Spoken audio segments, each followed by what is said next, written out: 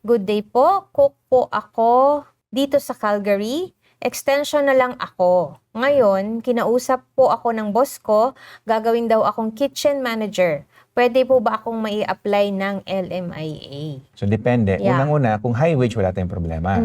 Pero kung low wage, tingnan natin kung ina-allow na ba yung low wage processing dyan sa Calgary. Kung high wage po kayo, wala kayong problema, pwede kayong applyan ng LMIA. At syempre, kung okay lang din sa employer nyo, kung willing siya. Pero kung nasa low wage po kayo, kailangan maghintay muna na bumaba yung unemployment rate. So sa Calgary daw, ang low wage, no LMIA processing yet as of this time kasi 6.3% ang unemployment rate until medyo mataas April pa. 2026. So mataas pa po ang unemployment rate sa Calgary, which means hindi muna ipaprocess yung low wage LMIA. Kung nasa high wage kayo, okay lang. Pero kung nasa low wage kayo, hindi po muna. Hintayin muna natin yung April. Baka may magbago, baka bumaba yun sa April.